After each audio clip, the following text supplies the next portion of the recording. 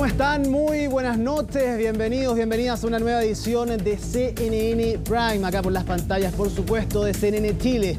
Jornada de jueves 22 de febrero, curiosamente muy lluviosa acá, muy lluviosa para lo que es el mes de febrero, por supuesto, sorprendió a más de uno, tuvo que sacar el paraguas para poder trasladarse después del mediodía y durante la tarde también acá en nuestro país. Pasemos a revisar inmediatamente lo que ha sido una jornada muy noticiosa a través de nuestros titulares. El gobierno decidió querellarse por el secuestro del ex militar venezolano Ronald Ojeda. El subsecretario del Interior, Manuel Monsalve, informó que garantizarán los recursos policiales para la investigación y agregó que toda la información fue traspasada al presidente Boric en una reunión telemática. Y esta jornada el jefe de asesores de La Moneda, Miguel Crispi, y el exministro de Desarrollo Social, Giorgio Jackson, declararon ante la Fiscalía en calidad de imputados por el caso Democracia Viva. Ambos renunciaron a su derecho a guardar silencio y evitaron, eso sí, dar declaraciones una vez terminada la diligencia. Y el administrador público Patricio Coronado fue nombrado como gerente técnico para la reconstrucción de Viña del Mar, Quilpué y Villa Alemana. La autoridad asesorará al Comité de Ministros colaborando en el diseño, coordinación y también en la implementación del plan para poder levantar a las zonas golpeadas por los siniestros de inicios del mes de febrero. En libertad quedó el ex PDI condenado por el homicidio de la subinspectora Valeria Vivanco, quien murió baleada en medio de un procedimiento policial en el año 2021. La Corte Suprema recalificó el delito y rebajó la condena de 12 años a 541 días, tiempo que ya cumplió en prisión preventiva. Todo esto y más, porque aquí comienza CNN.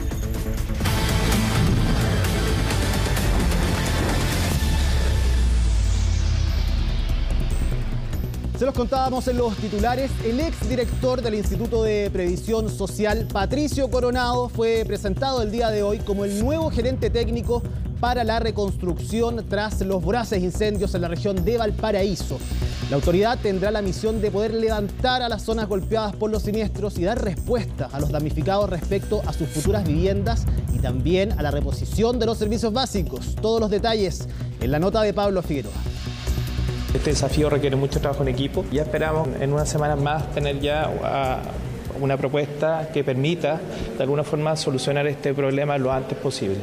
Primera aparición pública y el mensaje fue claro por parte del recién anunciado gerente técnico para la reconstrucción, Patricio Coronado, quien sabe que el desafío es mayor. Él va a estar dándole apoyo al Comité de Ministros y Ministras para la reconstrucción, pero sobre todo haciendo seguimiento, coordinando a los servicios, pero viendo en terreno cómo la reconstrucción se empieza a hacer carne. Entendemos el sentido de urgencia, las familias quieren levantarse lo antes posible y por lo tanto todo lo que ha pedido el presidente y lo que están trabajando los ministros es acelerar al máximo los plazos para tener una propuesta no solo con sentido de urgencia, sino que también lo más responsable. Combinar responsabilidad en la planificación de la reconstrucción con el sentido de urgencia es una tarea no menor. Es que a cerca de 2 semanas del día en que Bomberos anunciara el control del mega incendio, las cifras dicen que la superficie quemada es de más de 9.000 hectáreas, en donde la infraestructura con daño completo es un 53,2%. El catastro es de 6.019 hogares consumidos por las llamas, en donde un 74,2% son viviendas en estado regular, un 24,6% son las que estaban en campamentos y un 1,25% están fuera del catastro. Pero también hay trabajo avanzado como el dinero transferido desde el Estado a los municipios de Quilpué, Villa Alemana y Viña del Mar para 19 proyectos de recuperación de espacios públicos.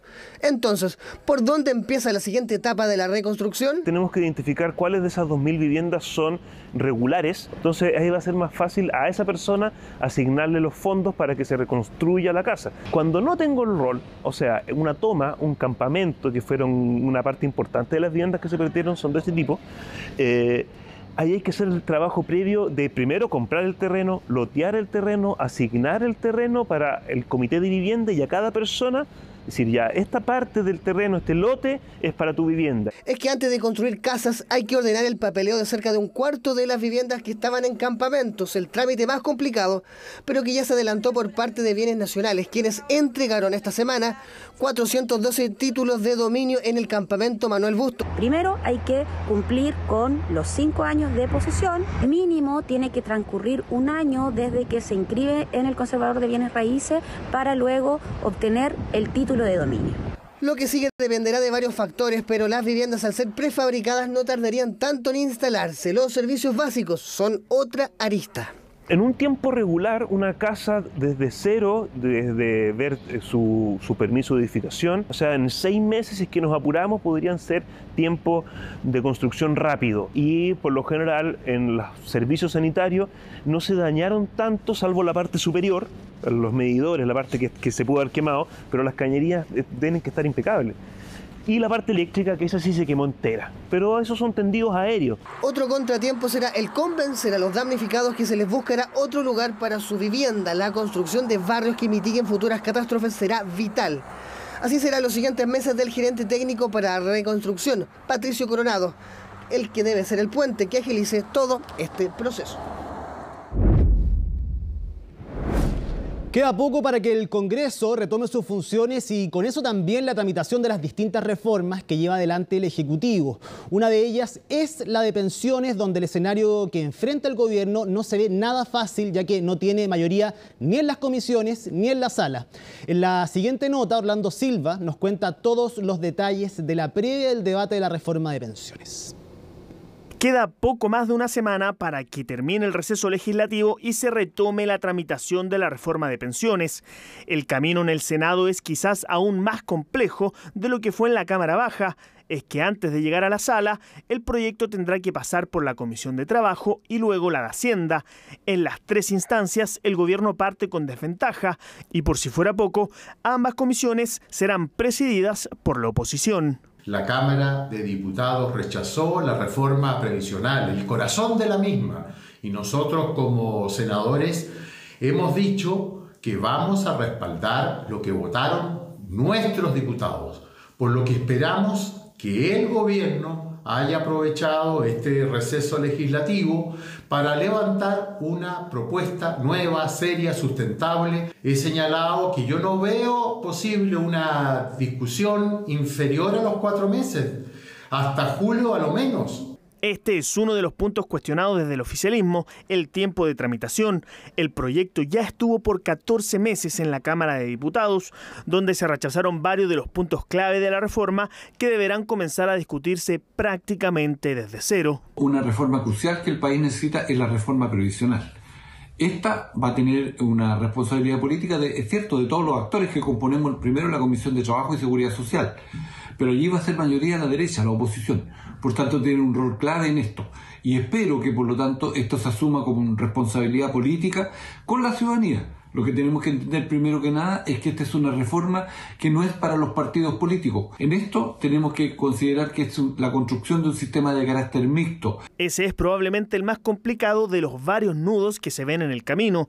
La mayoría opositora busca que todo el 6% de cotización adicional se vaya a las cuentas individuales de cada trabajador y que la solidaridad se haga a través de la PGU.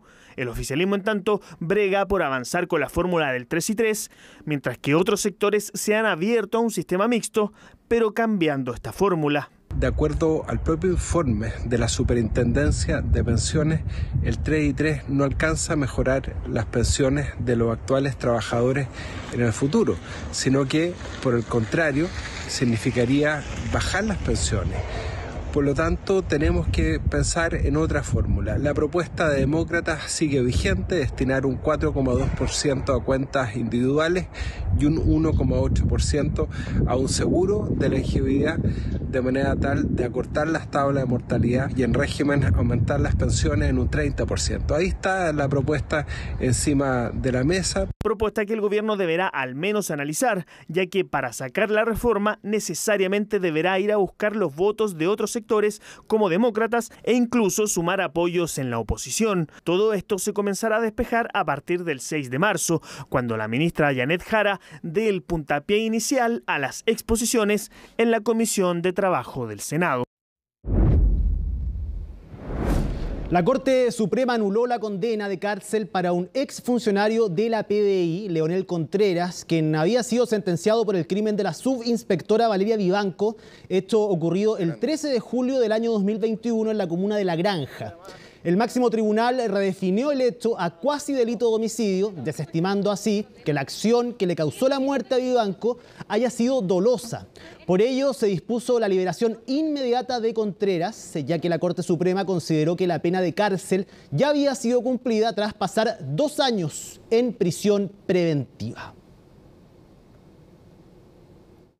Para nuestra familia, para Chile, estamos devastados. Es una decepción gigante, un dolor que sentimos mucho. Yo particularmente, toda mi familia prácticamente se ha volteado a investigar, a analizar en reuniones con Fiscalía para terminar de esta manera. En el juicio oral, que duró 2 meses más los 2 años de investigación de la Fiscalía, se logró probar con pericias objetivas, técnicas, que efectivamente este policía, Leonel Contreras, disparó con la intención de matar a Valeria Vivanco o a los funcionarios, a las personas que estaban huyendo, pero con la intención de matar.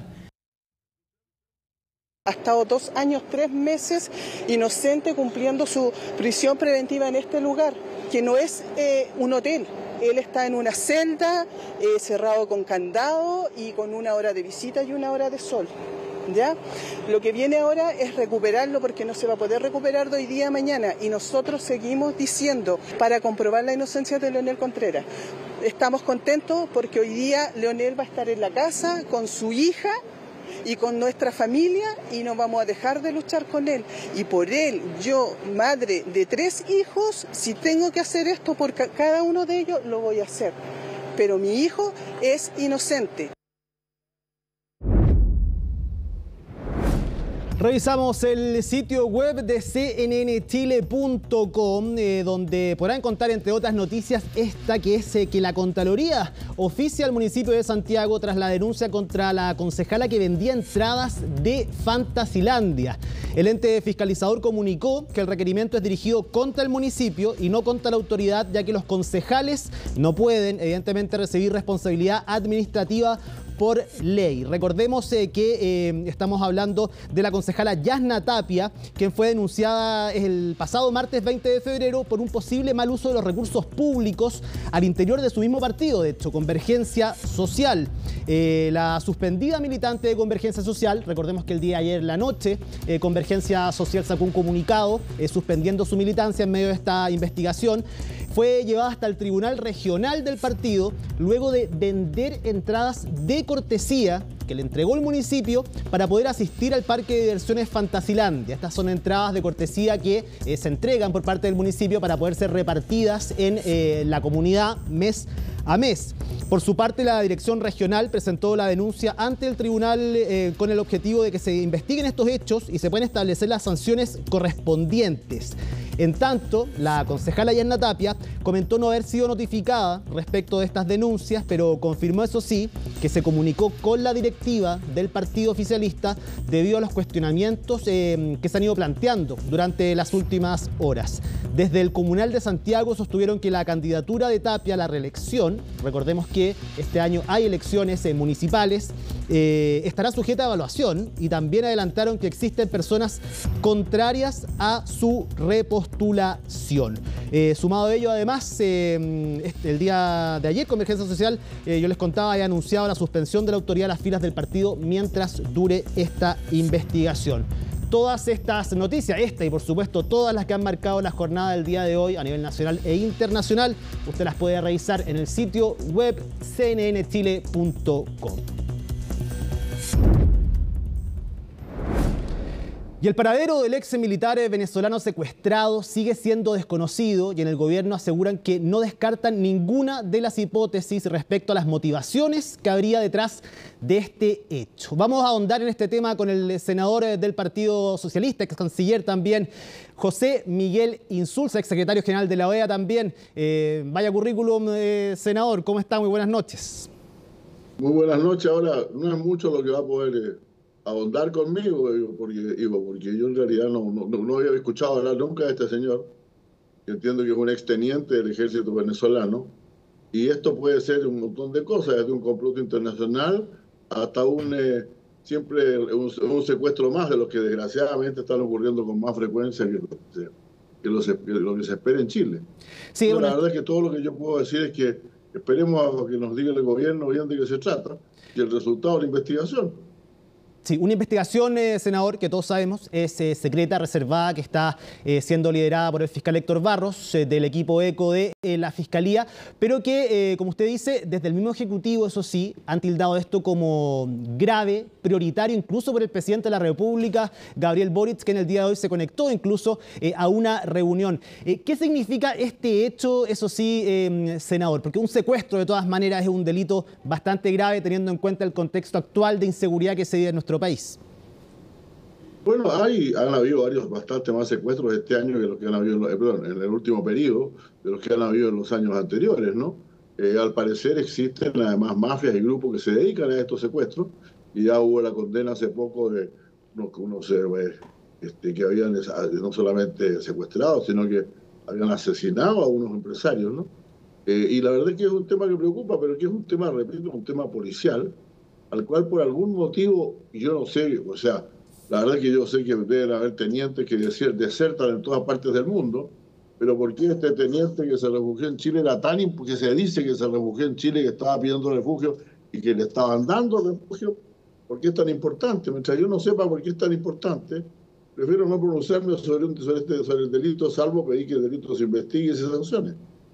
Bueno, una de las hipótesis de las que se habla podría generar un conflicto a nivel político, diplomático. De hecho, hace algunas horas, Diosdado Cabello, el número 2 del chavismo en Venezuela, dicen que rechazó que la inteligencia venezolana estuviese detrás de este secuestro de este exmilitar, incluso alivianando un poco su comentario, diciendo que evidentemente que si Venezuela fuera capaz de poder hacer esto, de venir a buscar a una persona hasta acá, infiltrar personas, llevársela a 5.200 kilómetros de distancia, ellos podrían ser campeones del mundo, básicamente. De todas formas, es un hecho grave, no hay que tomarlo con tanta liviandad. Un hecho grave, para mí es un hecho grave, para mí es un hecho grave como cualquier otro secuestro, hasta ahora.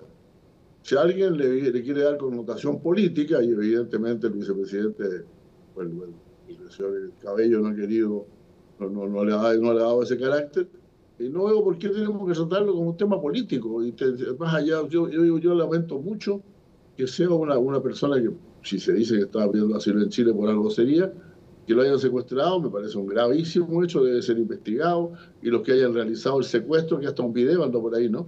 Sí. Los que hayan realizado este secuestro sean sancionados duramente, pero no le voy a dar connotación política internacional mientras no tenga a alguien que me diga que tiene esa connotación.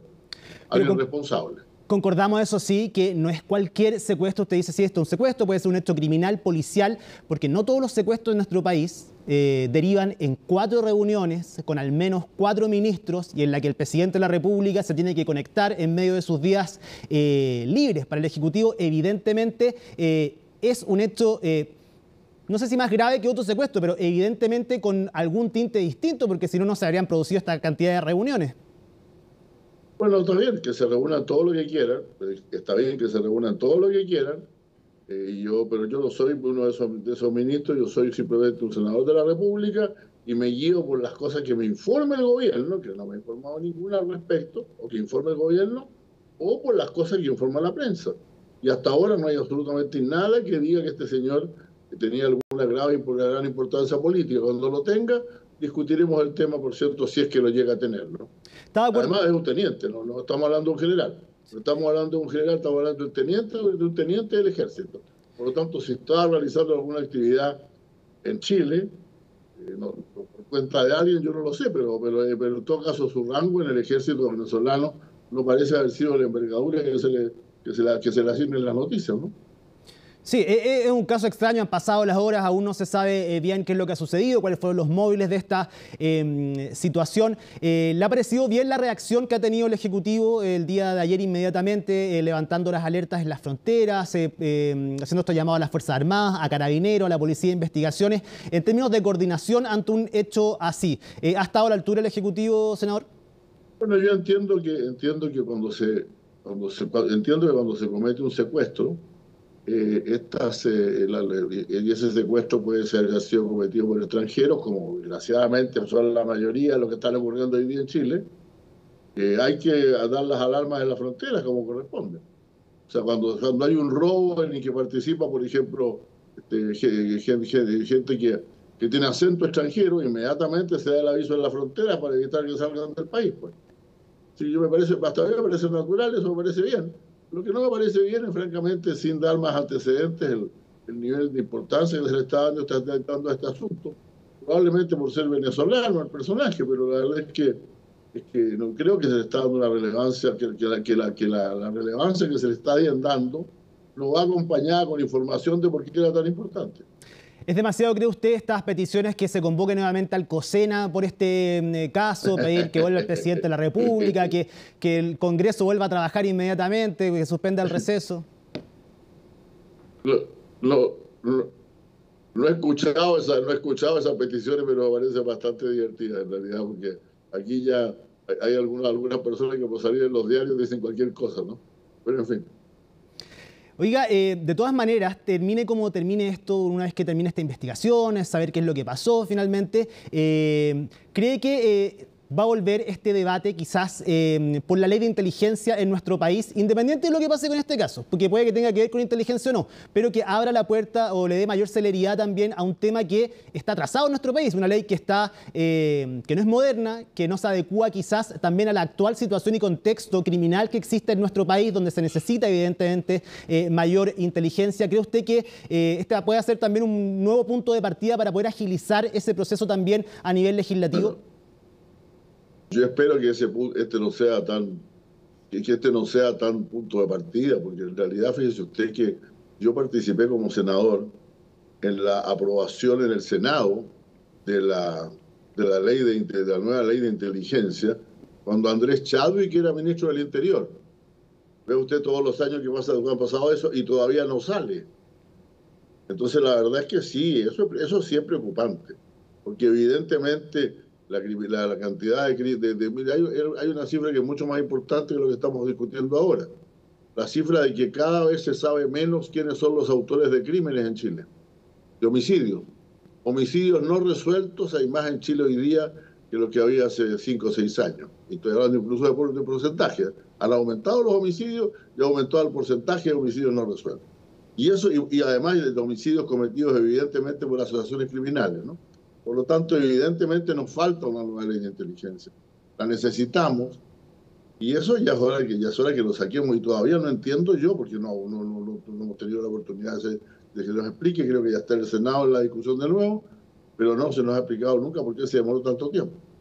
Y ante este contexto en el que estamos viviendo, senador, actualmente, con estos índices de criminalidad, como usted dice, con la introducción en nuestro país de crímenes que no habíamos visto nunca antes, el tema de los secuestros, si bien lamentablemente lo estamos comenzando a normalizar, algo que no debería pasar, ¿qué tan expuestos estamos como país sin una ley de inteligencia moderna?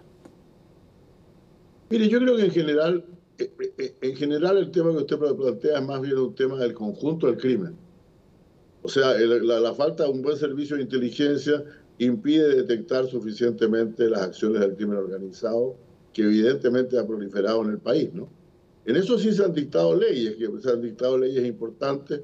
Cuando yo presidía la Comisión de Seguridad Pública, casi se terminó con la ley sobre que entrega nuevas atribuciones a las policías para combatir el crimen organizado. Igual hubo otra respecto del narcotráfico. Y por lo tanto hay más instrumentos. Pero nos falta todavía saber quiénes son los que están en esto, ¿no? Saber quiénes son los que están en esto, que son gente que está en el crimen organizado. Hay gente que está en bajos niveles, por cierto, son los soldados del crimen organizado, por así decirlo, pero también hay gente que profita de él y que está en niveles mucho más altos, y nosotros tenemos que ser capaces de tener un servicio de inteligencia que identifique a los que organizan estas cosas, no solamente a los soldados. Y en su juicio, ¿por qué no se le ha dado esta urgencia? Usted dice, hace años que se está discutiendo una ley de inteligencia, han pasado gobiernos completos, ya este gobierno va en la mitad de su periodo y aún no sale adelante esta ley de inteligencia. Usted, como senador, como parlamentario, ¿Cómo analiza que no haya un acuerdo por tener una nueva ley de seguridad e inteligencia en nuestro país? Yo lo encuentro muy... Mire, es que pasa lo siguiente, Ivo, es importante decirlo. Esta ley se empezó a discutir y se terminó de discutir en el Senado cuando no había estallido social todavía. Cuando hubo el estallido social, la ley sufrió el embate, por así decirlo, de las nuevas realidades del país y por lo tanto en la Cámara de Diputados se decidió revisarla entera de nuevo. Y la revisaron entera de nuevo, pero después que se terminó el estallido social, que vinieron los cambios políticos que se han conocido, parece que se decidió darle una nueva revisada. Y yo creo que finalmente este gobierno, el gobierno del presidente Boric y la ministra Tobal le dieron importancia y dijeron, no, esto hay que sacarlo luego. Y en eso estamos, ¿no? Entonces esto no ha sido un periodo de inacción, ha sido un periodo en que sucedieron una cantidad de otras cosas, y que cosas que se habían acordado en el Senado se sacaron y se cambiaron en la Cámara de Diputados y se volvieron a poner en el Senado, y después se vuelven a poner para llevarlos al Senado. Por lo tanto, ha habido bastante gestión en torno a esto, pero el resultado final, que estamos sin nueva ley de inteligencia y sin una real coordinación de la inteligencia, porque la ANI y la Agencia Nacional de Inteligencia fue un gran progreso, sin ninguna duda, pero todavía no tiene capacidad para hacer inteligencia propia, por ejemplo. Y todavía no es efectivamente, no da toda la coordinación que hay que tener en esta materia. Hay que modernizarla y hacerle mucho más puntuda, por así decirlo. Y eso ha faltado. Yo espero que consigamos en las próximas semanas ya, ni siquiera digo en los próximos meses, en la próxima semana terminar con este proceso.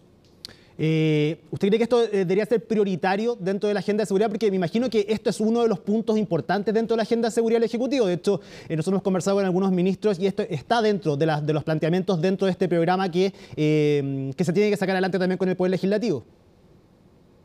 Bueno, yo creo que está terminada ya. Esto está terminado ya. O sea, está terminado ya digamos, hay una de las leyes que falta por terminar, de las leyes madre, por así decirlo. Falta todavía terminar de aprobar la del Ministerio de Seguridad Pública y falta la de inteligencia. Por cierto, hay algunas otras que están ahí todavía en los últimos detalles, pero yo diría que el cuadro de leyes que vamos a dictar sobre esto, sin perjuicio de que quieran leyes puntuales sobre distintos asuntos, pero el cuadro de las leyes fundamentales sobre el tema de seguridad pública ya han sido dictadas todavía, y esta y la del Ministerio son las que están atrasadas. Senador, lo quería llevar a otro tema, aprovechando también que ya está a la vuelta de la esquina, la vuelta del Congreso. Se viene una etapa legislativa con varios temas, con varias reformas importantes. Una de ellas tiene que ver con la discusión por pensiones. Y el Senado va a tener un papel clave ahí, una discusión nueva. Hoy día el senador Iván Moreira, quien va a ser el presidente de la Comisión de Trabajo, dijo que no antes del mes de julio se va a acabar al menos la discusión porque esta parte de cero. ¿Usted comparte ese análisis que hace el senador Moreira? A ver, yo comparto lo que dice Iván en realidad, lo que dice Iván Moreira en un aspecto. ¿En qué parte de cero? ¿En qué sentido? En el sentido que la ley fue aprobada vacía. A mí no me importa tanto, que esté aprobada vacía, porque quiere decir precisamente, mire, el Senado, arreglen este pastel porque no se ha podido arreglar aquí, por lo tanto, se las aprobamos en general, rechazamos casi todas las disposiciones particulares, vayan a hacerlo ustedes. Se puede demorar. Lo que no comparto, yo le haría un poquito de empeño para sacarlo un poco más rápido, porque esta es de las leyes de las cuales se habla tanto, de las leyes de pensiones, del código, de las leyes del crimen, de la ley de la reforma tributaria, de la reforma, etc. Hay mucha gente pobre en este país que está esperando que le mejoren su pensión. Y yo eso lo pude presenciar en mi región, cuando fue la ministra del Trabajo. La verdad es que la gente que llegó era mucha, y no eran grupos organizados, por así decirlo, sino que la gente que quería saber cuándo salía y con cuánto salían ellos ganando. Y yo creo que eso es hora de terminarlo ya. O sea, reconozco lo que ha dicho Iván Moreira como muy cierto. Si nos entregaron una ley con el cascarón solamente, no una ley con contenido, sino que está la pura caja de afuera, diciendo que va a dar reforma de pensiones. Y el resto hay que rehacerlo, pero ojalá lo apuramos lo más posible. ¿Usted piensa que el gobierno ha cedido lo suficiente en esta reforma de pensiones? ¿Le gusta a usted este guarismo del 3 y 3 con este componente de solidaridad? ¿Se ve difícil que estén los votos en el Senado? Para eso, en base a estos números y a la propuesta del Ejecutivo, en la que ha tenido que ir cediendo desde un 6-0 hasta un 3-3 ahora. Mire, a mí me gusta el 3-3, estoy de acuerdo, me parece bien el 3-3. Es una pena que lo hayamos hecho cuando éramos gobierno nosotros. Es una pena que no se haya hecho durante el gobierno anterior, cuando la posibilidad existía. Porque cuando el presidente Piñera, que es el presidente del gobierno anterior, ofreció el 3-3, se le dijo no, el 6% tiene que ser solidario, etcétera, etcétera. Yo creo que hoy en día vamos a aceptar de buenas ganas el 3-3. Ojalá que eso resulte. Y que no le metamos muchos flecos, porque realmente alguien inventa alguna forma inteligente de escamotear la cifra, ¿no? No, es 3 y 3 y digamos claramente cómo se va a administrar cada parte de ese 3 y 3. Senador, por último, en otro tema, antes de terminar, le quería preguntar su opinión acerca de la situación del juez Daniel Urrutia. Acerca de los beneficios otorgados, algunos internos en cárceles de alta seguridad por delitos graves, de crímenes transnacionales incluso, pero también estas últimas informaciones que han salido de que su abogado también haya sido abogado de una de las personas a las cuales finalmente el juez Urrutia le otorga un beneficio. Se ha hablado de conflicto de interés, de que él se debería haber inhabilitado en esta situación. ¿Cuál es su análisis acerca de este tema? Bueno, el tema del conflicto de interés, el tema del conflicto de interés diría yo que es algo que tiene que ver con la Corte Suprema o los organismos disciplinarios y saber si realmente el vínculo del juez con un abogado y al mismo tiempo la formulación de concesiones hacia ese abogado, hacia los clientes de ese abogado, coinciden en el tiempo, ¿no?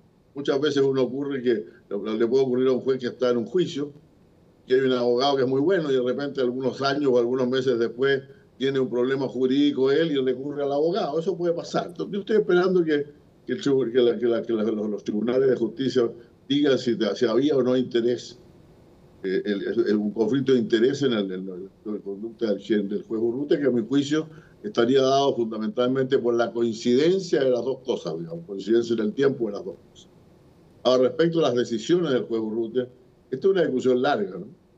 Porque generalmente los reos de alta peligrosidad tienen por costumbre mezclar cosas que son muy razonables desde el punto de vista personal, como por ejemplo juntarse con la pareja, ¿no? Un permiso, el tema que se está planteando ahora precisamente del abogado es ese, y parece razonable que la persona pueda ser visitada por su pareja, ¿no? Y ser visitada en intimidad por su pareja, eso parece razonable. Hay muchas cosas que se hacen así. El problema es que estas cosas se aprovechan para pasarse mensajes y hasta teléfonos celulares. Entonces, yo creo que yo no soy contrario a las autorizaciones, simplemente quiero decir que no hay forma, desgraciadamente no existe una forma clara de asegurar que eso nos sirva para realizar acciones que van claramente en contra del proceso, ¿no? Entonces, tal vez sería mejor que el juez revisara su criterio y no se quedara solamente con lo que le presentan como una situación absolutamente humana, sino que simplemente verifique que se pueden cometer transgresiones que perjudiquen tremendamente la investigación, o que ayuden al delito. José Miguel Insulza, senador del Partido Socialista, exministro, exsecretario general de la OEA, muchísimas gracias por haber conversado esta noche con CNN Chile, que esté muy bien. Muchas gracias a ustedes, muy buenas gracias, muchas gracias a ustedes y muy buenas noches, que estén muy bien, gracias. Y se los contábamos, el gobierno decidió querellarse por el secuestro del militar venezolano en retiro Ronald Ojeda, registrado la madrugada de este miércoles. Además, el Ejecutivo le pidió a su embajador en Venezuela, Jaime Gazmuri, iniciar gestiones de carácter reservado ante el régimen de Nicolás Maduro. Colomba Eichholz nos entrega los detalles.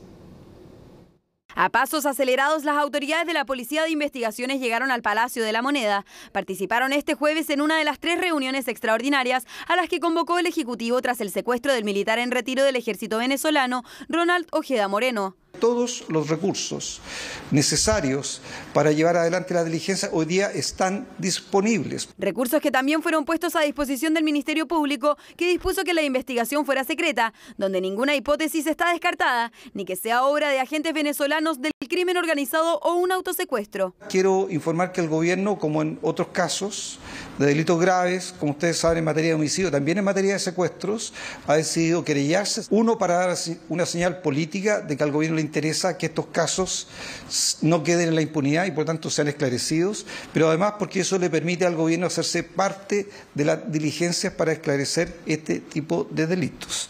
Además de alertar a la Interpol y reforzar las fronteras, el gobierno ha instruido gestiones diplomáticas al embajador de Chile en Venezuela. Nuestro embajador, Gasmuri, ya está haciendo las gestiones para poder tener una conversación con el viceministro para las Américas de la Cancillería venezolana y tenemos contacto en todos los niveles, está contacto a nivel de gobierno, contacto a nivel policial y contacto a través de las fiscalías correspondientes, ¿no? Aunque aún no se confirma la hipótesis de participación de agentes extranjeros en el secuestro, los habitantes del edificio donde ocurrió el hecho han expresado su preocupación por la facilidad con la que ingresaron los captores. Que como se hicieron pasar como PDI, me imagino que los conserjes los habrán dejado entrar nomás, pues me entiendes, ¿no?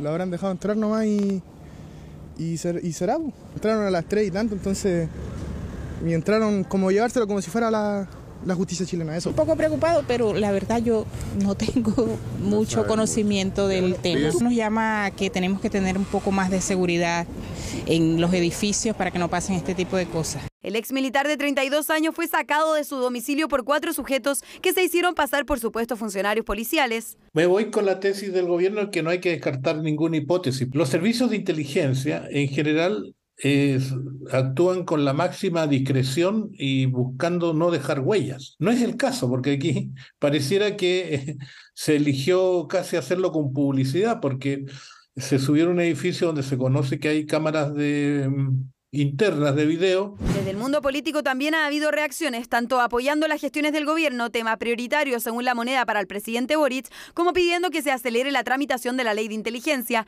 La actual rige desde el 2004. Nadie puede hoy día decir, mire, esto no fue de esta manera, sino de esta otra, hasta que no se verifique todo lo relacionado con la operación delicada, temeraria, diría yo, de ir a secuestrar una persona a su propio departamento en la madrugada disfrazados de PDI. De confirmarse este secuestro por agentes del Estado venezolano, estaríamos frente a un hecho muy grave, dado que se estaría vulnerando nuestra soberanía nacional. Hay que recordar que él tenía la calidad de refugiado en nuestro país, por lo tanto tenemos que garantizarle la seguridad personal.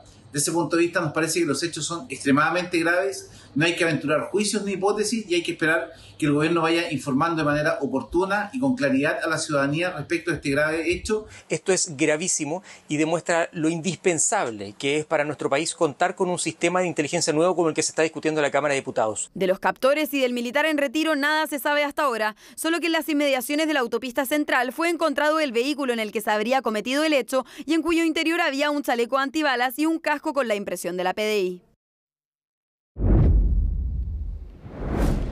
Preso por rebelión y expulsado de las Fuerzas Armadas, esos son solo parte de los antecedentes de la trayectoria de Ronald Ojeda, el teniente en retiro del Ejército de Venezuela, que fue secuestrado desde su domicilio en la comuna de Independencia.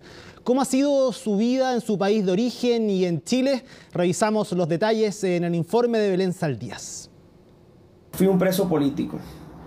Fui torturado y amenazado. Así se muestra en sus diferentes redes sociales. Ronald Ojeda Moreno, de 32 años de edad, teniente en retiro del Ejército de Venezuela, quien fue secuestrado por desconocidos durante la madrugada del miércoles desde este lugar.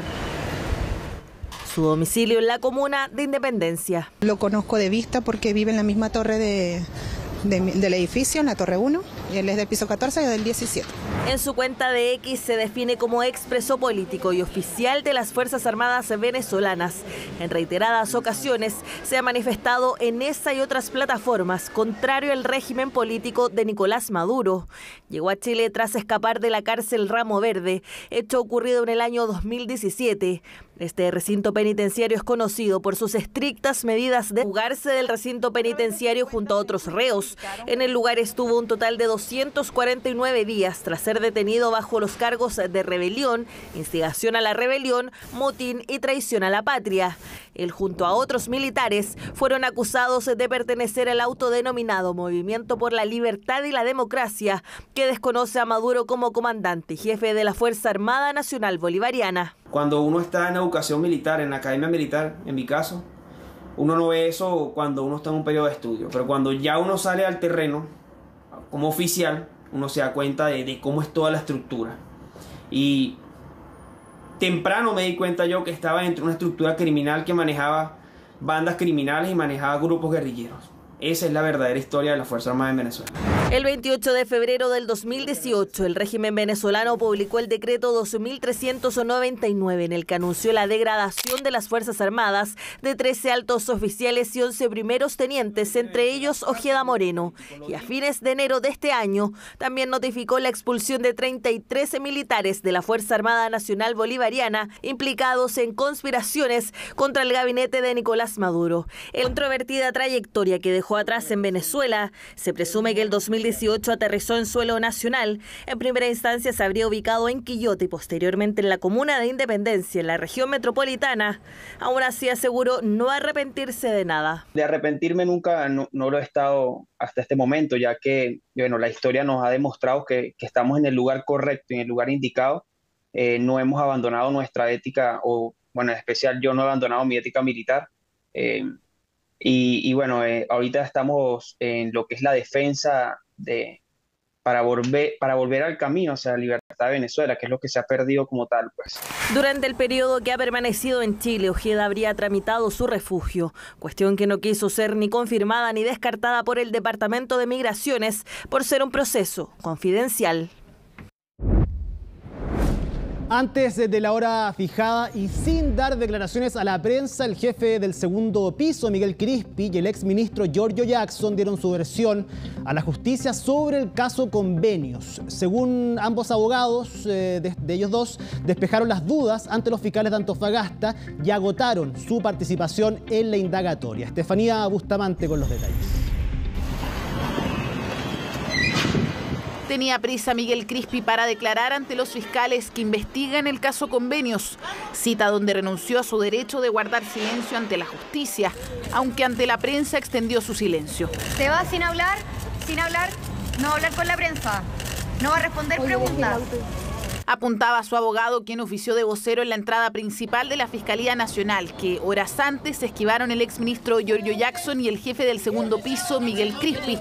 Ambos se sentaron frente a los fiscales de Antofagasta, que viajaron especialmente para escuchar su versión sobre el caso Convenios. Cada uno, renunciando a su derecho a guardar silencio, han dado su versión respecto a los hechos. Luego, la calidad en la que participan es un tema de fondo que no corresponde pronunciarse en esta oportunidad. Oportunidad en que el asesor de la moneda llegó una hora antes de lo pactado con el Ministerio Público. Lo hizo rápidamente para evitar declaraciones, al igual que Jackson, quien llegó sorpresivamente 2 horas antes al 9º piso de la Fiscalía Nacional. Muy conforme, la diligencia fue muy fructífera, todas las preguntas fueron contestadas adecuadamente, no quedaron con más dudas los fiscales de la causa, cumplieron con todo lo que se les solicitó por parte de los querellantes, que era el principal objetivo de la diligencia, y nosotros entendemos que se agotó la participación del señor Jackson en esta causa. El objetivo es obtener información, pero las circunstancias que digan relación con confirmar o no su participación es materia de la investigación no se encuentra terminada. Como es sabido, hay un plazo de investigación que se encuentra vigente. Con nuevos interrogatorios, de los cuales Crispi salió conforme, según cercanos, tranquilo de aportar antecedentes sobre su rol como subsecretario de Desarrollo Regional, la relación con su tía Verónica Serrano, ex jefa de asentamientos precarios, y el cuándo y cómo se enteró de Democracia Viva.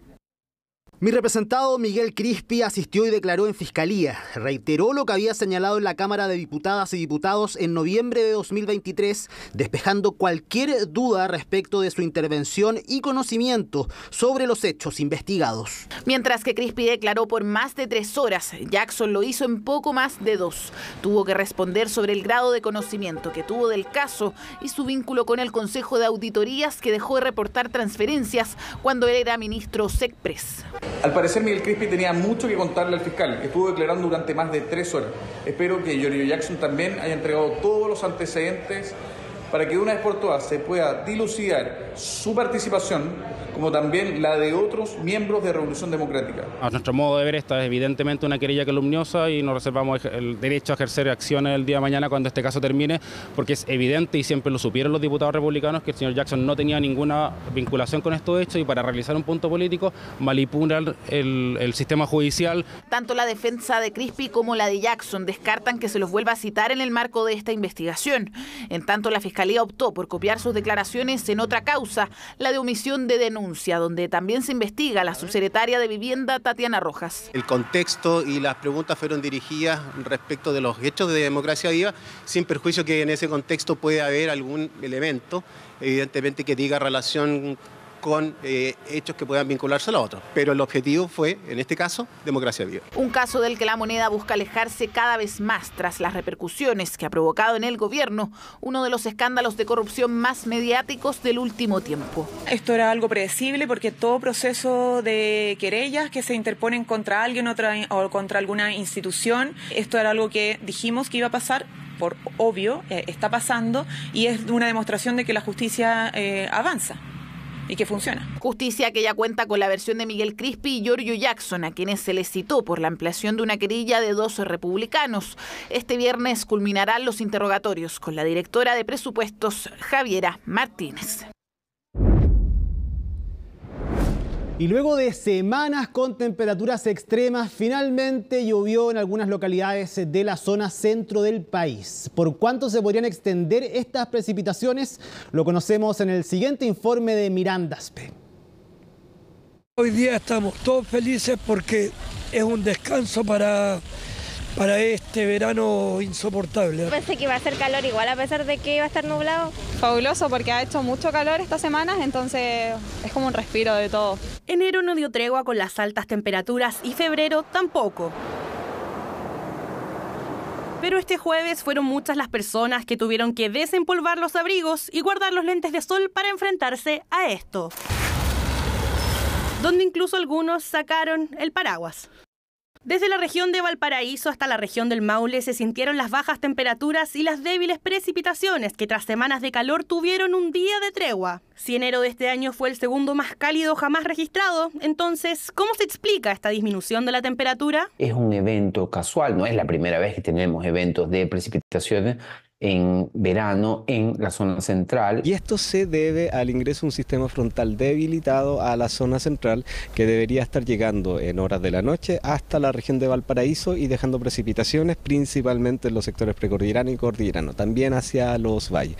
Pero siempre estas precipitaciones características débiles y aisladas. Un sistema frontal que va pasando por la zona sur de nuestro país dejó un brazo que llegó a la zona central y eso hizo el aumento de nubosidad y unas precipitaciones que en principio son débiles en la zona central del país, la región incluso de Coquimbo, Valparaíso, de Santiago. No es de rara ocurrencia, sí sucede en verano, pero no es tan seguido. Episodio aislado que no marcará un precedente, ya que en la temporada seguirá presente el alza de la temperatura del océano y de la temperatura general media de la atmósfera, además del fenómeno del Niño. El día de hoy, una vez finalizado el paso de este margen norte del sistema frontal, vamos a retornar al verano rápidamente y las temperaturas, por ejemplo, en la región metropolitana se van a extremar nuevamente y vamos a tener temperaturas sobre los 30 grados ya a contar del fin de semana. Así que esto no quiere decir que se haya acabado el verano. Lo más probable es que este verano vaya a ser recordado no por estas precipitaciones, sino por las altas temperaturas. Sí hay opciones de que durante el día de mañana deje precipitaciones un poco más intensas también hacia el sector cordillerano, producto de que va a quedar posterior una vaguada en altura. Hay opciones incluso de que se registren algunas tormentas eléctricas aisladas en sectores del valle, tanto de la región metropolitana como de la región de Valparaíso, pero no deberían tampoco dejar precipitaciones muy intensas. Si bien los pronósticos no se pueden asegurar con tanta anticipación, se espera que este hito no se mantenga durante las próximas semanas y que las temperaturas vuelvan a elevarse, como ha sido la tendencia en 2024. Además, se estima que el fenómeno del Niño continuará al menos por 2 meses más, extendiendo el calor hasta el inicio del otoño. Y todavía nos queda un mes de verano y tal como el año pasado, 2023, inclusive se registra una ola de calor en el mes de abril. El calentamiento global nos va a seguir acompañando por lo menos 3 décadas más. El Niño todavía nos va a seguir acompañando algunos meses más, así que lo más probable es que las semanas y los meses que vienen sigan siendo calurosos. Un respiro para las personas y la zona central del país, que en algunos días tendrán que volver a enfrentarse a las altas temperaturas que se podrían extender, al igual que el año pasado, hasta abril. Eso sí, el tiempo que duran estos episodios de extremo calor deberían ir disminuyendo a medida que se termina la época estival. Ya queda menos para el inicio de las clases y es por eso que el Ministerio de Educación y la JUNAEV anunciaron la entrega del bono útiles escolares para los estudiantes. Este plan tendrá una prioridad especial para los damnificados por los incendios en la región de Valparaíso. Más detalles sobre este beneficio en la nota de Paula Calvo. A menos de 2 semanas del inicio de clases, Nicolás Cataldo, ministro de Educación, presentó el programa de útiles escolares, que será entregado a través de la JUNAEV y favorecerá a más de 2 millones de estudiantes a lo largo del país. Aquí hemos visto parte de lo que son los insumos del PUE, el programa de útiles escolares, más de 12.000 millones de inversión que implica licitaciones importantes por parte de la JUNAEV. Esperamos que esto ya esté entregado durante el primer semestre, por la logística, por la adquisición, la adjudicación es compleja, eso va a estar ocurriendo durante todo el primer semestre. Se entregarán a partir del próximo 1 de marzo y los primeros en recibir los materiales serán los alumnos afectados por los incendios forestales en la región de Valparaíso. El set incluirá cuadernos, goma, regla, lápiz grafito, bloc de dibujo, sacapuntas y otros materiales dependiendo del ciclo educacional. Y se le sumará una mochila para los damnificados de los incendios. Va a estar focalizado en aquellos niños y niñas que sufrieron alguna consecuencia de los incendios en las comunas de Viña del Mar, de Quilpué, de Villa Alemana. Así que cuando ellos ingresan a clase los primeros días van a contar con su set de útiles y una mochila. Y en el caso del programa regular, este va a ser entregado durante el primer semestre y tenemos esos márgenes de tiempo porque también implica algunas logísticas que son muy grandes para poder llegar a todos los rincones del país. Esta ayuda está dirigida hacia los estudiantes de establecimientos públicos de enseñanza básica, media y adulta. También para alumnos con necesidades educativas especiales y aquellos que estudian en colegios subvencionados adheridos a gratuidad. El beneficio no necesita una postulación previa y se entregará en los mismos establecimientos. Su fin es disminuir los gastos económicos que deben hacer los apoderados de los alumnos. Lo básico, goma, lápiz de grafito, los cuadernos. Por lo menos la más pequeña sí usa todo, porque ella va en prebásica, entonces sí usan todo. Y ella es como más los lápices de color, esas cosas. Ha aumentado, pero no mucho, hay que rebuscarse. O te piden durante el año. Ahora lo que están haciendo algunos colegios, por lo menos el de mi hija, te piden como lo esencial, pero durante el año igual te van pidiendo cosas. Y eso igual es como más caro. Por el momento nos dicen los cuadernos. Y los útiles, por ejemplo, para hacer manualidades nos dicen vayan comprando de a poco. Sorprendentemente, este año los precios han bajado, a diferencia del año pasado que estaban un poquito más costosos lo que son más que todo los cuadernos. Según el calendario publicado por el Mineduc, el próximo martes 5 de marzo comenzará el año escolar en el país, donde todos los estudiantes deben regresar a clases. El programa de útiles escolares se volverá a repetir durante el primer semestre de este año para favorecer al sistema educativo de los alumnos. El ministro de Relaciones Exteriores, Alberto Van Claver, informó que el presidente de la República, Gabriel Boric, designó como embajadores de nuestro país en el exterior a los siguientes diplomáticos de carrera en plazas donde no había esta representación. En Croacia, a Rodrigo Donoso, quien es profesor de inglés de la Universidad de la Frontera, egresado de la Academia Diplomática. Andrés Bello posee magíster en estudios internacionales de la Universidad de Chile y también tiene estudios de posgrado en relaciones internacionales en la Universidad de París y Viena. A Carola Muñoz en la Embajada de Ecuador. Ella es periodista de la Universidad de Chile, egresada de la Academia Diplomática. Andrés Bello tiene un magíster en política exterior de la Universidad de Santiago de Chile y un diploma en género y desarrollo. También a Juan Pino en Grecia. Él es administrador público de la Universidad de Chile, también egresado de la Academia Diplomática Andrés Bello, con un diplomado en Relaciones Internacionales de la Escuela Diplomática de España y uno en Gestión de Calidad de la Universidad Nacional de Cuyo en Mendoza. Y finalmente a Bernardo del Picó en Guyana. Bernardo del Picó es profesor de Historia y Geografía de la Universidad Católica de Valparaíso y egresado de la Academia Diplomática Andrés Bello. Además, posee un máster en International Public Policy de la Universidad Johns Hopkins. Entonces, tenemos 4 nuevos embajadores, todos ellos diplomáticos de carrera. Rodrigo Donoso en Croacia, Carola Muñoz en Ecuador, Juan Pino en Grecia y Bernardo del Picó en Guyana. Información que fue entregada hace algunos instantes desde Cancillería. Y con esta información nosotros hacemos una pausa acá en CNN Prime, pero volvemos pronto.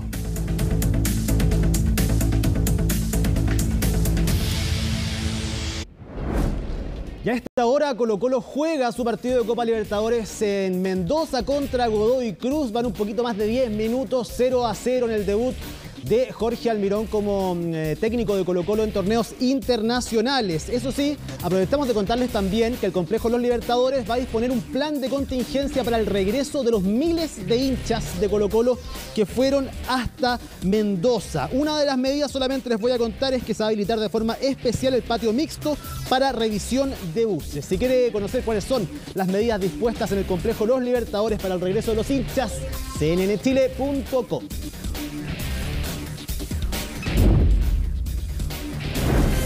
Y ya está con nosotros Laura Soto para que comentemos las noticias internacionales. Hay una que ha llamado la atención y ha captado toda la atención durante la tarde por lo trágico de las imágenes, lo impactante, sí. Laura, en España precisamente. ¿Cómo estás? Así es, ¿qué tal, Ivo? Buenas noches. Y justamente esto sucede en la ciudad de Valencia, un incendio de magnitud muy grande que consume prácticamente por completo un edificio de 14 pisos.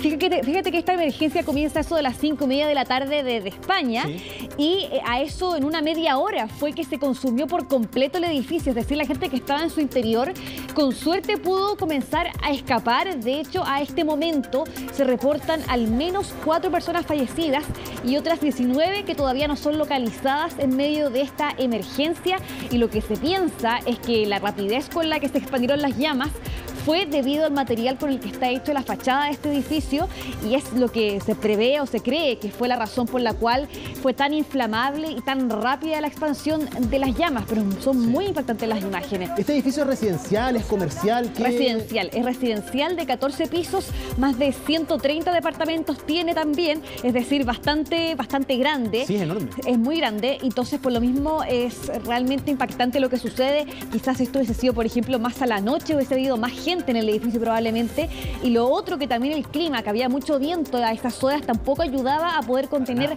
las llamas, y también en el proceso salieron, por ejemplo, bomberos heridos mientras intentaban rescatar a las personas en medio de esta tragedia, y todavía no se puede dar un conteo específico o más concreto de las víctimas fatales, porque el interior del edificio todavía está con temperaturas muy altas, por lo cual los bomberos no pueden ingresar todavía para poder ver lo que sucede. Mira, todavía estas son imágenes en vivo, y si te das cuenta, todavía hay llamas en el edificio. Sí. Y esto, imagínate que esto sucedió hace ya varias horas atrás y todavía no pueden contener el incendio. O sea, es una magnitud enorme y realmente muy impactante lo que sucedió durante esta jornada en Valencia. Y comentar también, Ivo, que tenemos palabras de parte de los residentes que fueron rescatados, que lograron salir quizás también por sus propios medios de esta situación. Pasemos a escuchar. Yo le he dicho a mi hija y a mi suegra que salgan, y hasta la gente que se ha quedado dentro. que es alucinante, no puedo creerlo. Aquí ahora vivían mi madre y mi suegra de 80 y 83 años y de suerte han salido cuando han visto humo y fuego ya. Y no había ningún sonido de la alarma, de incendio, nada.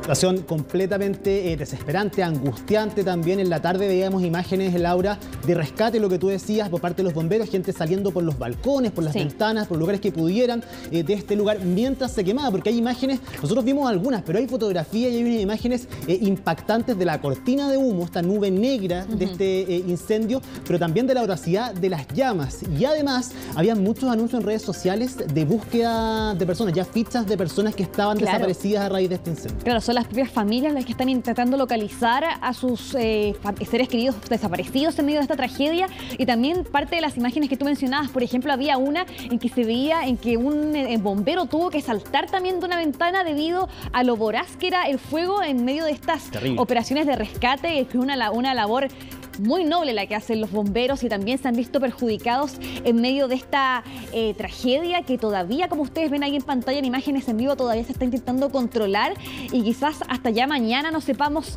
con certeza cuántas víctimas fatales hay, pero realmente fue una situación que ha impactado a los residentes de Valencia. De hecho, hay otros edificios a los costados de este mismo edificio residencial que también algunas personas por su propia cuenta han comenzado a evacuar de los edificios aledaños debido a esta emergencia y debido al temor de que las llamas se expandan hacia los otros edificios que están al lado. Lo que se sabe al menos de este complejo residencial es que fue construido pasado el año 2000, y llama la atención de todas formas de cómo el material de la fachada es tan inflamable. Eso es lo que decían de hecho los residentes, cómo es posible que ocurra algo como esto.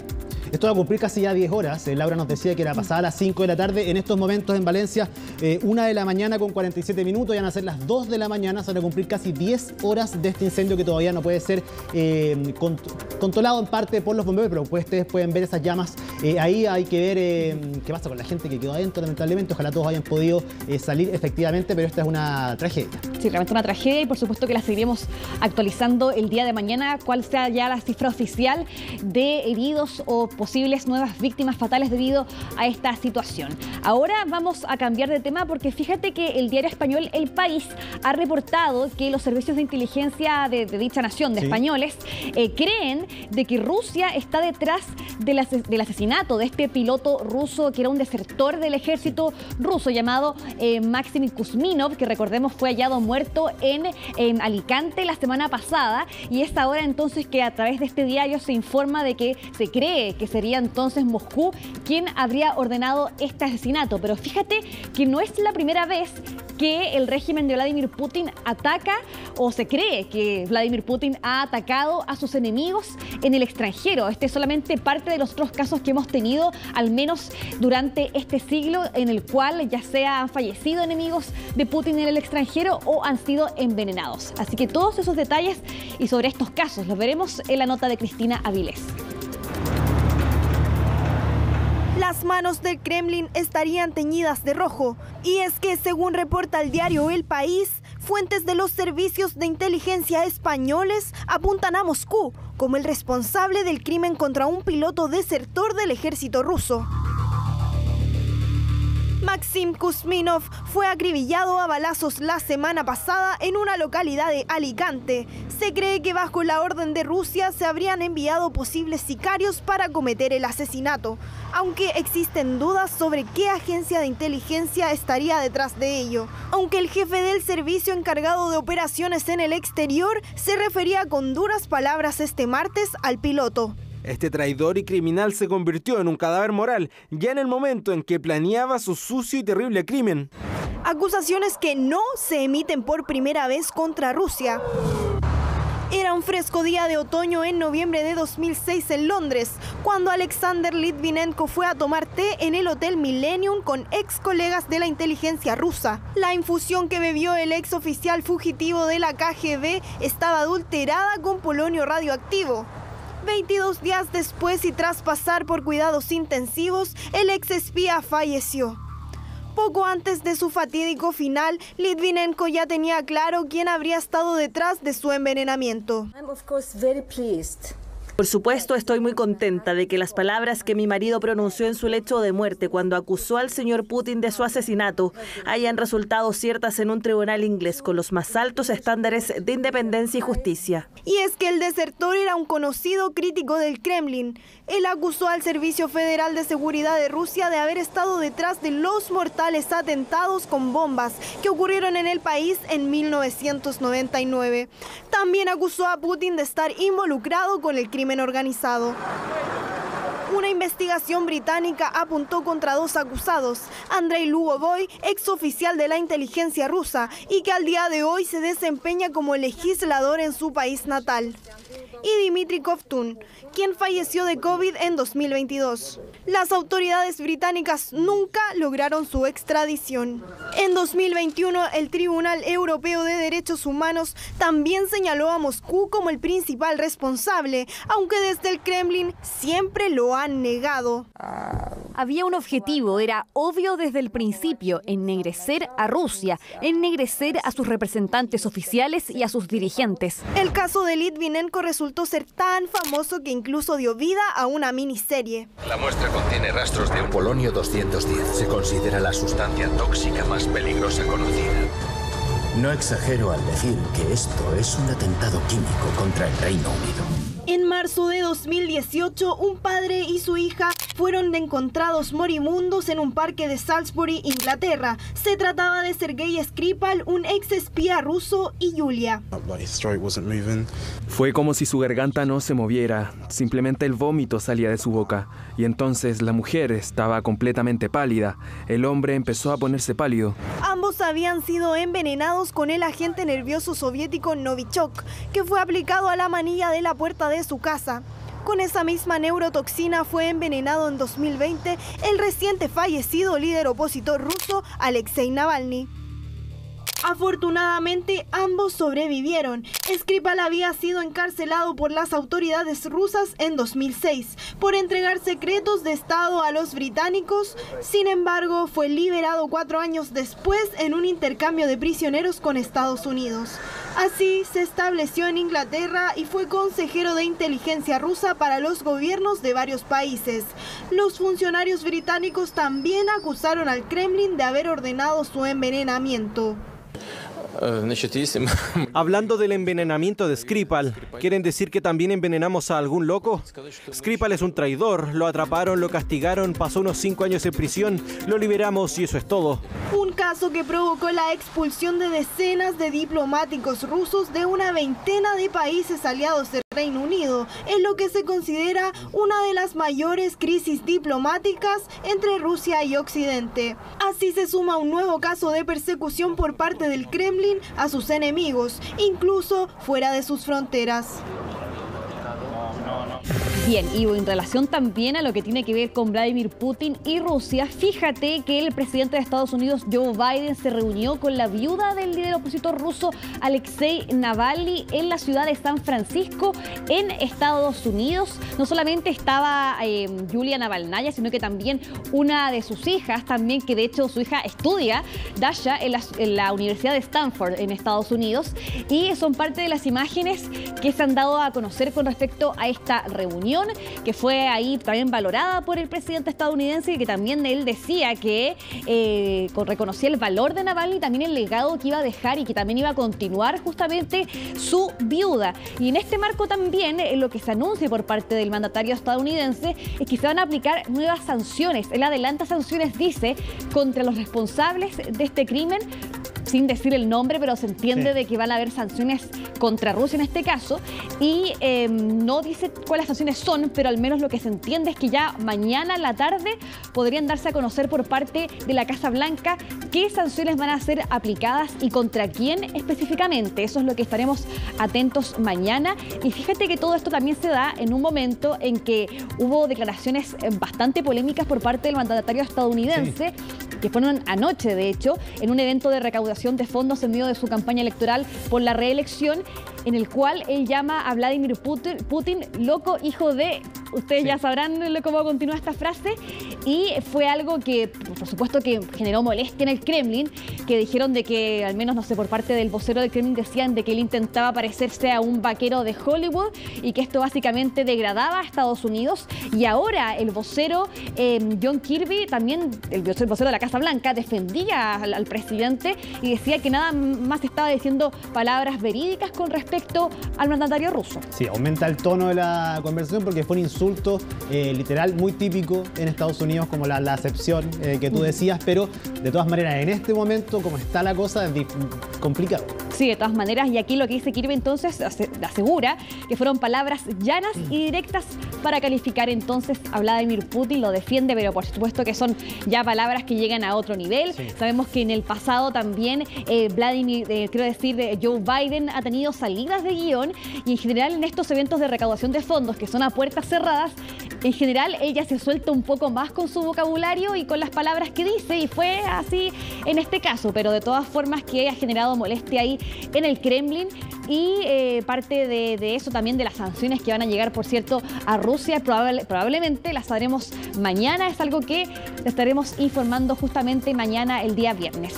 Y también ahora ya nos quedamos en Estados Unidos porque la NASA esto en colaboración más bien con la NASA, ha logrado un logro que es el primer alunizaje en más de 50 años. Fíjate, desde la misión Apolo que no se lograba un alunizaje. Esto lo realiza una empresa privada, pero se hace en colaboración con la NASA, y ahí justo son las imágenes del momento en que justamente esta empresa anuncia de que se ha logrado tocar tierra, y comienzan a celebrar, ¿no es cierto? Hay parte del equipo en la NASA en este aparato que se llama Odiseo, que dicen que ha logrado tocar tierra un poquito después de lo anunciado. O sea, se esperaba, tenían un cronómetro que iba bajando una cuenta regresiva, y se esperaba que a cierto momento llegara, fue un poco después, pero aún así anuncian de que finalmente ha sido completado. Es el primer alunizaje desde el 72, fíjate, y eso es lo que habíamos estado esperando. Se había anunciado que iba a ser hoy, finalmente se logró que fuera hoy, era lo que se esperaba, así que se atrasó un poquito, pero al menos se logró.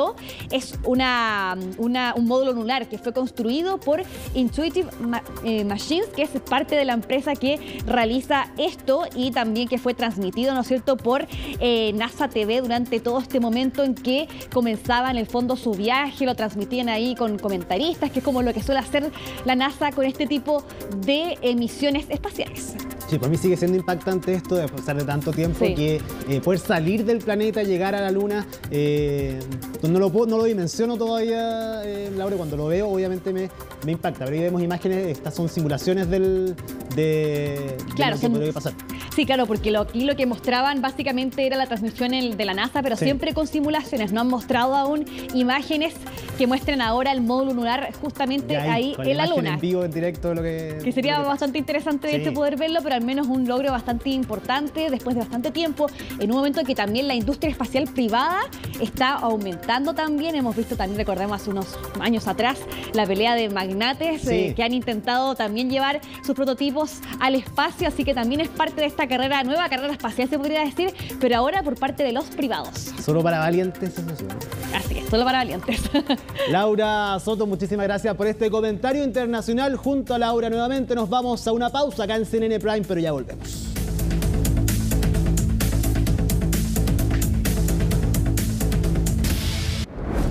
Y en conversación con CNN Chile, el ministro de Justicia, Luis Cordero, calificó de grave el secuestro del militar en retiro venezolano Ronald Ojeda desde su domicilio en la comuna de Independencia. A continuación, les ofrecemos un adelanto de la entrevista completa que dio el secretario de Estado al programa Última Mirada, que se emite hoy a las 23:30 horas por las pantallas de CNN Chile. Esto ha implicado, como se ha hecho público el día de hoy, las reuniones que desde la mañana distintos ministros tuvimos con el Ministerio Público, con la policía, en fin, el presidente que ha estado... El delito es grave, el contexto es grave. Es un hecho público y notorio la prioridad para el gobierno que esto tiene. La cantidad de ministros que han estado involucrados entre el día de ayer y hoy en esta conversación. Las directrices que ha dado el presidente de la República, pero yo creo que también, como lo hizo el senador Chaguán esta mañana, esa con responsabilidad, en el entendido que este es un asunto que compromete en términos de sociedad y también de poner a disposición toda la función estatal para el esclarecimiento del mismo. Esta parte entonces de la entrevista que podrán ver en Última Mirada hoy a las 23:30. Ahí finalizamos esta edición de CNN Prime. Sigan la compañía de nuestro canal. Ya viene CNN Tiempo y luego CNN Íntimo. Jueves 22 de febrero, así estuvo nuestro país y el mundo. Somos CNN Chile. Que tengan muy buenas noches.